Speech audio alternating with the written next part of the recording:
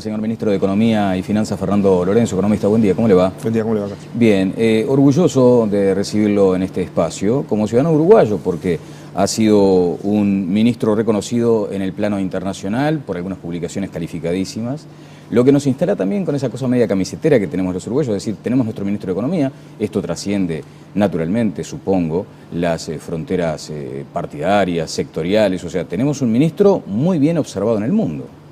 Sí, en general cuando este tipo de ranking, este tipo de ordenamiento de los ministros o de algunas personalidades, cuando tiene que ver con la economía, hay una parte de él que responde a cómo está la economía.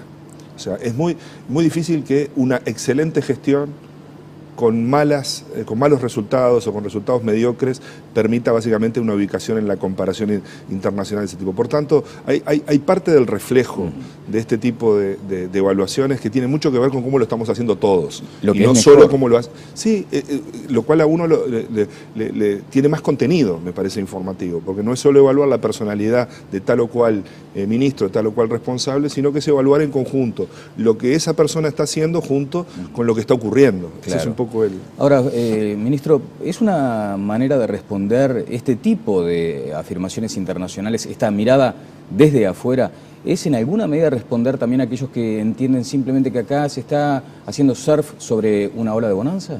Yo creo que ningún país de los que está progresando en América Latina está haciendo surf. Estamos en una región que dejó de ser furgón de cola, hoy tiene buenos resultados económicos, sociales, se progresa al impulso de un escenario internacional más benigno, de oportunidades, pero al mismo tiempo de gobiernos que han tomado el toro por las astas, han decidido impulsar y apuntalar la prosperidad con políticas de calidad, con políticas preocupadas por hacer bien su trabajo y además con una sensibilidad social. O sea, fíjese una cosa importantísima en esto.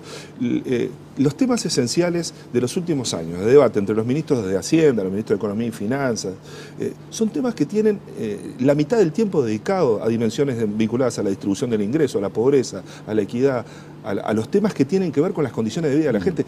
Eso es porque hay, de algún modo, una suerte de cambio de paradigma respecto a qué es una economía sana.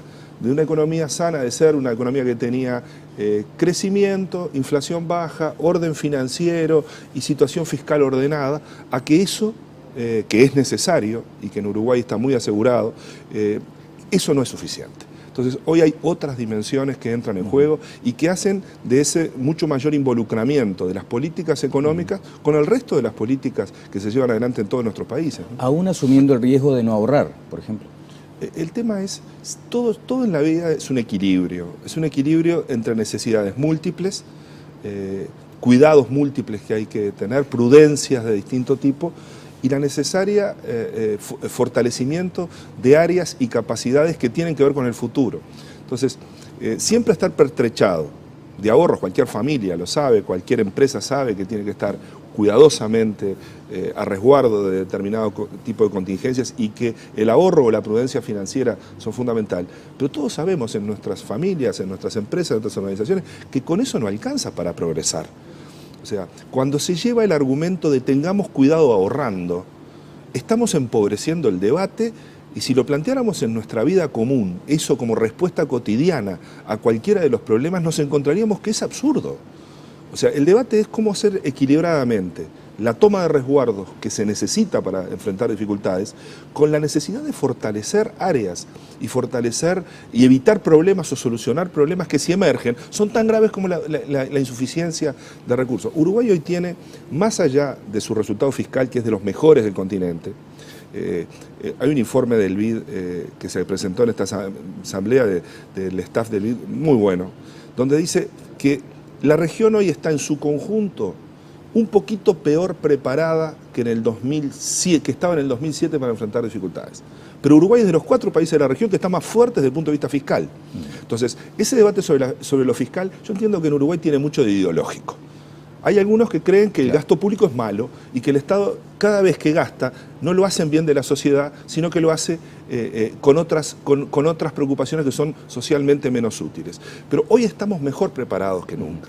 Mejor preparados que no blindados, Fernando. Estamos mejor preparados. La palabra blindaje yo creo que tiene que asustar a cualquiera que la escucha en materia económica, porque yo supongo que en Europa también creían que estaban blindados.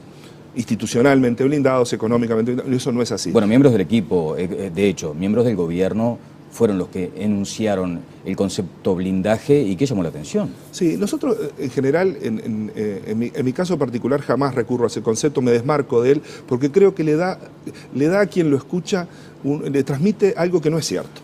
Yo creo que no es cierto, y es que nos protegemos. Blindarse es protegerse contra toda contingencia o contra contingencia mayor. Y nosotros estamos preparados para enfrentar mejor las dificultades, pero no ante cualquier contingencia. Bien, un apunte sobre estas consideraciones, por ejemplo, usted mencionaba al BID y estamos, acaba de mencionar el concepto de la contingencia. Había un crédito previsto de 300 millones de dólares que estaba gestionándose con el BID en atención no al blindaje, pero sí a un mayor respaldo para enfrentar la crisis. Sí, Uruguay en primer lugar, cuando mucho antes de que la crisis se transformara en el tema de análisis y debate permanente, que eso fue en algún momento del año 2011, nosotros en el año 2010 comenzamos a pertrecharnos de herramientas para las dificultades que pudieran venir. Lo primero que hicimos fue aumentar nuestra liquidez. O sea, hoy el gobierno, para ser claro, tiene un volumen de liquidez que le permite atender todas las necesidades de vencimientos de deuda y todos los recursos necesarios para pagar el resultado fiscal, para financiar el resultado fiscal por 3 años. Segundo, decidimos además de tener mucha liquidez, que es caro tener liquidez, piense cualquier familia, lo que significa tener en su casa guardado recursos para 3, 4, 5 meses o 3, 4, 5 años de financiamiento y no rentabilizarlo y para eso tuvo que endeudarse, además, pues nos aumentamos nuestra liquidez endeudándonos. Pero lo más importante es que después de eso armamos una línea, un cortafuego, antes de otras dificultades, que fuera el disponer de líneas de crédito contingentes con organismos internacionales que son los únicos que proveen ese tipo de instrumentos para agregar un elemento de resguardo. Y así fue que con la Corporación Andina de Fomento, con el Banco Mundial, con el Fondo Latinoamericano de Reservas, y estaba pendiente con el BID de que pudiéramos contar con una línea de estas a la que solo se accede si es necesario, por la que no se pagan intereses hasta que uno no lo utiliza. Correcto, ¿y entonces? Y bueno, habíamos logrado armar un conjunto de créditos que representaba algo más de 1.100 millones de dólares y el BID, a partir de algunos instrumentos que propuso la administración del banco a la asamblea y que va a proponer al directorio en las próximas semanas, permite ampliar esa capacidad en algo que para Uruguay puede llegar a representar 300 millones de dólares adicionales, lo cual aumenta el grado de resguardo que tiene nuestro país. Pero de vuelta, que estemos muy resguardados financieramente no quiere decir que estemos a prueba, quedemos a resguardo y a prueba de cualquier riesgo y cualquier contingencia que pueda ocurrir. Bien, estamos en contacto con Radio Cero de primera mano, que está siguiendo también esta entrevista con el señor ministro de Economía y Finanzas, Fernando Lorenzo. Hoy ha aparecido, primero, un tema muy puntual de inquietud general. ANCAP ha comenzado gestiones ante el Ministerio de Economía para un eventual ajuste en el precio de los combustibles. El tema de la fijación del precio del combustible tiene una regla de máxima, y es que Uruguay es importador de todo el petróleo que consume, y sería verdaderamente una mala política que nosotros tratáramos de disociar el precio que recibe el usuario, el consumidor, del precio y de los costos que efectivamente existen en el mercado. Porque sería, de algún modo, darle a los consumidores una idea falsa de cuál es el verdadero costo del combustible. Y además lo tenemos que pagar con divisas que hay que generar. Por tanto, el alineamiento de los precios a los costos relevantes, y en particular el costo del crudo, es indispensable.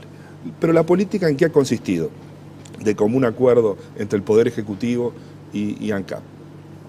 Consolidar los ajustes de precio una vez que tenemos claro que los precios que están en el mercado tienen escasa volatilidad, que estamos observando un precio que es una buena referencia.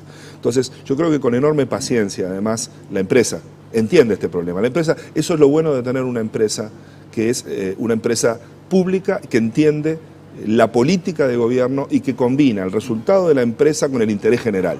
Entonces, Es cierto que estamos en una sana tensión entre la prudencia que nosotros tenemos que tener en lo fiscal y en los precios, y el cuidado que necesariamente las autoridades de ANCAP tienen que tener con la situación de la empresa, claro, porque al final de cuentas lo terminamos viendo en algún lado, o claro, lo vemos en los precios, claro, o lo vemos en el resultado de la empresa, y la empresa es nuestra.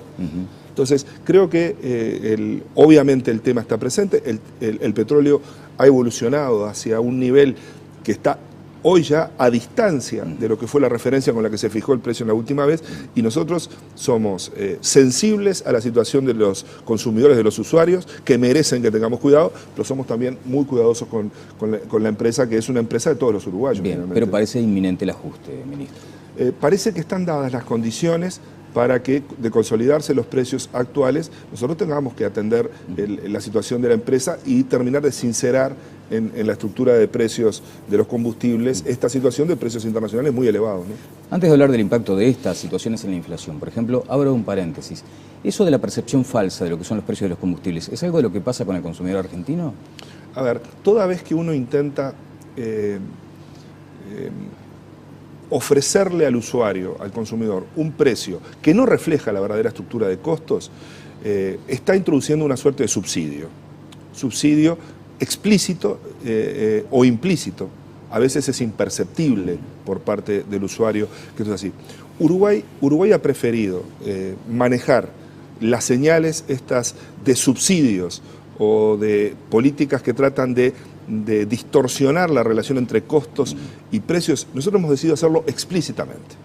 Y cuando lo hacemos explícitamente tiene una ventaja, y es que el subsidio se transforma en una transferencia efectiva que está presupuestado, que es transparente y que cubre la distancia entre el costo y el precio que recibe el usuario. Vamos al caso del boleto de estudiante, que afortunadamente en este año ha ocurrido una transformación muy importante, la generalización de un esquema de precios muy favorable para las familias, muy favorable para que nuestros niños y nuestros jóvenes puedan concurrir a los centros de estudio sin costos. Eso es así. ¿Qué decidimos hacer? Decidimos hacer transferencias explícitas desde el gobierno a quienes ejecutan las políticas de transporte, a las empresas en última instancia, y está presupuestado, se sabe cuánto es, se traslada, y ese subsidio, la gente sabe que no lo está pagando de su bolsillo desde el sueldo, pero lo está pagando desde los impuestos que paga. Finalmente lo paga. Claro. Bueno, un ejemplo que nos lleva a pensar que por algo dejó de ser bastardo el concepto del subsidio ya desde hace bastante tiempo, ¿no? Yo creo que en economía en general esa bastardización del tema del subsidio nunca estuvo, claro, porque el subsidio es una de las herramientas que cuando nos introducen en la política fiscal hay tantas situaciones en las que es pertinente el recurso al instrumento. Y si uno no tuviera, esto es muy curioso, si uno no tuviera el recurso al instrumento de los subsidios y tratara de apelar a otros instrumentos, hay buenas razones desde el punto de vista económico para decir que se estaría trabajando con instrumentos peores.